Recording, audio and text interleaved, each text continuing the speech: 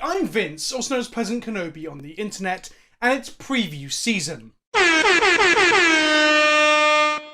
hype train is in full force. Spoilers, previews, M21 previews finished, Jumpstart started, and I guess Double Masters will start not long after that.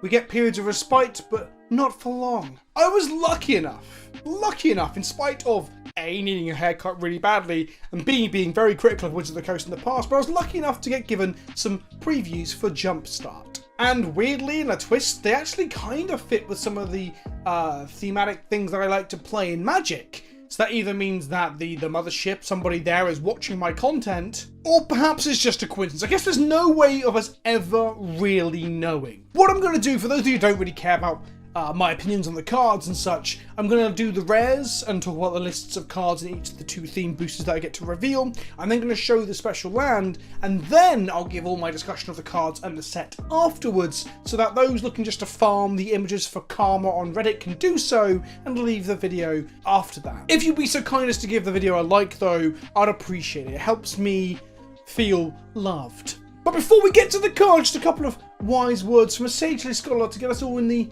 mood. So in the words of a famous prophet, and through it all, she offers me protection, a lot of love and affection, whether I'm right or wrong. And down the waterfall, wherever it may take me, I know that life won't break me when I come to call.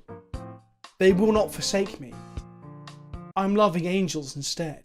I wonder how many people are going to be really annoyed that I said I was going to jump straight into the cards, and I've just read you some Nicolas Cage lyrics from a song from one of his hit films, Dogma. That's right, the theme I'm spoiling today is White's big beat sticks and everyone's favourite limited bombs of yesteryear, it's Angels. In Booster 1 we only have one rare, and it's mythic. It's Baneslayer Angel, a card being reprinted in M21 already, so it's nice that if Baneslayer ends up being a standard playable card, which of course it could be, as the original did, and Lyra also saw play, this could give us some more copies in circulation to try and keep the cost of the card down. Beyond that, the rest of the booster is as follows. After Baneslayer Angel, you have Angelic Accession, Emancipation Angel, Sarah Angel, Guardian Idol, Feat of Resistance, Anointed Chorister, Angelic Edict, Angelic Page, Scroll of Avacyn, Thriving Heath, Voice of the Provinces, Celestial Enforcer, the Angels Plains, and then Plains, and Plains. The unique art of the Plains I'll come to in a moment. Booster 2 is a bit more of an exciting reprint. We have a £20 card in Linvala, Keeper of Secrets. Interestingly, whilst the rest of Jumpstart seems keen to reprint Commander staples and cards not really played in competitive Magic, Linvala feels more like a 60 card constructed card to me than something in Commander, unless you are a crazy, mad person who wants to play Angel stacks. In addition to Linvala, we have another rare in Angelic Arbiter. Not a super exciting reprint, but another rare in the pack is always nice. The full content of the booster are as follows. We have Linvala, then we have Angelic Arbiter, Angelic Ascension, Emancipation Angel, Sarah Angel, Guardian Idol, Angelic Page, Anointed Chorister, Angelic Edict, Scroll of Avacyn, Take Heart, Thriving Heath, Celestial Enforcer, Angel Plains, Plains.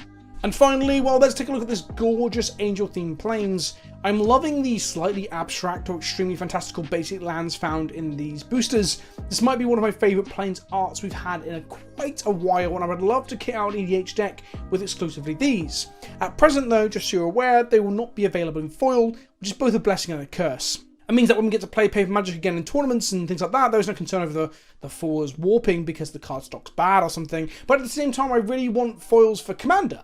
These are beautiful. A big shout out to Piotr Dura. Oh, have I butchered that name? Beautiful. Big shout out to Piotr Dura, who I believe is a recent addition to the Artists of Magic, but their work is beautiful and vibrant and very colourful. Some of it's truly gorgeous, but hasn't shown up on cards yet. I don't know if these arts here, for example, are promo artworks for advertisements or splash art or something, but I don't think I've seen a card with these on yet. But I do love them. So yeah, that's the cards for Jumpstart. You've got Baneslayer, Linvala, Keeper of Secrets, and the new Angelic Plains being all the exciting ones, I guess. Now, with that out of the way, I'm going to talk a bit more about the cards in specific. Baneslayer Angel we knew about already in M21, but it is nice to see more copies of it floating around, available to enter the market. One thing I find super interesting, or even amusing, is that, as always, this card will be an absolute limited bomb. So when playing Jumpstart in its intended fashion, getting 2 booster packs and slamming them together, I'll come to more of that in a moment.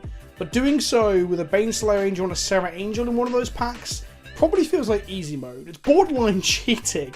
So I hope your prize is on the line. May all your packs be the Baneslayer Angel packs if you're looking to win.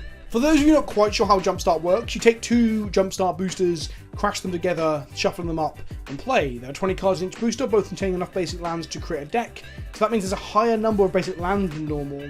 So there being 20 cards in the booster isn't actually an improvement in like value, because a lot of the cards are just lands. The value in these boosters honestly really doesn't seem like it will be in simply cracking them, although some of the reprints are pretty good. The special unique angelic land, for example, is only a one of in the booster, so even if you cracked a whole box, you may only get like one of these angelic boosters if you're lucky, and get one of the angelic lands if you're lucky. For some reason, the rest of the basics in each pack are just the basics that no one wants, and I feel like that's kind of a missed opportunity, and it's kind of a bit stingy. The value is definitely in playing with these. It's why I'm a little sad that they will launch during a pandemic. I really wish that this product exclusively was postponed till a point where the community can actually get to play this in paper. I know that argument might also apply for any other Magic products that are coming out, but I think for a unique limited format like this, it's even more evident that postponing it might have been a good idea so that it gets utilized in the correct way. I do assume that people will just buy these to crack them. I might open some on the channel as well, I guess, although it just feels... I'm not one of those people who demands that every booster should be drafted, but when it comes to like special, fancy, limited formats like this and the Modern Masters sets, Ultimate Masters, I kind of do feel that way a little bit. And it's a crying shame that I probably won't get to play this in paper until, I don't know, later this year, next year even, depending on the global health crisis. And let's be real, with the volume of product that Wizards of the Coast puts out and the sheer quantity of releases, no one will remember this in 6 months' time. It's also going to be available to play on Arena, with all the cards, barring a few going into Historic. There's a list of them that were too powerful, like Reanimates in one of the black boosters, and that's not going to be in Historic. There's going to be a list somewhere online telling you which ones aren't and are going into Historic, and I kind of hate that because that's very confusing, honestly. It should just be they all go in or they don't, and then you can decide the cards that way. Having like what cards are in the booster, what cards are legal, and then some of them aren't is just absurd. If you're not aware, the packs are pre-seeded, so each of the angel decks will be the list that I've read out in this video. What you get within your booster though is randomized in terms of themes, so you'll have the foil wrap around the front, and then when you crack it you will get a theme booster inside. You might get vampires, goblins, birds or dogs. With every theme, I think having 2 variants as well, so you're never quite sure what's going to be in the booster, but you have a good idea. This means you can do cool things like cracking all the boosters, laying them out on a table, and like Winchester draft, Rochester draft, or whatever, them off the table. What's it called? Grid drafting? I don't know any of the actual names for the things, but when you pick them off a table in a rotation around a table, and that way you can have some control over what you get and some sort of extra strategy element, and I think that's all really, really cool. The problem being we won't get to do that for months and months and months. Like I said, the second Angelic booster will have Linvala in it, which is a nice reprint considering the card was £20 plus. Like I said, I don't think this is much of a commander card. I know some people probably do play in like Angel Tribal or some form of stacks deck where this is the commander, and you know, more power to you. That does sound like you're a bit of a sadist. Linvala is very good at shutting down certain metagames. She's been a bit player in Modern at certain points in times, but a fringe card, if anything. I think her $20 price tag might just be from quite an extreme supply issue, and I think this might crash her price significantly, but I'm not an entity finance channel, so take my word with a pinch of salt. I have played her in the past. I played her as a one-of in Malira Company to try and grab her with Cord prior to company existing, so that wasn't Malira Company, it was like Abzan Malira combo go? I don't remember what we called it. Podless Pod, I think? I've also played it in the sideboards of Death and Taxes in formats where the Malira decks or the Vizier Seer decks have been really, really good. Or any deck that combo finishes with Walking Ballista as well, you can shut it down with Linvala. So that's it. That's my spoilers for Jumpstart. I hope you enjoyed the video. I hope you found it informative about Jumpstart itself and the cards within. Let me know in the comment section below what you think of this reprint and what you think of Jumpstart in general. Do you share my opinion that perhaps Jumpstart should have been postponed because of all the sets coming out? It seems like the one that will benefit the most from being playable in paper. Let me know in the comment section below. Don't forget to hit the like button, subscribe if you haven't already, and I'll be back tomorrow with some EDH and chill. And I'll be back next week with more Magic content and Warhammer Wednesdays and whatever I feel like, really. It's my channel, not yours. Ta-ta for now.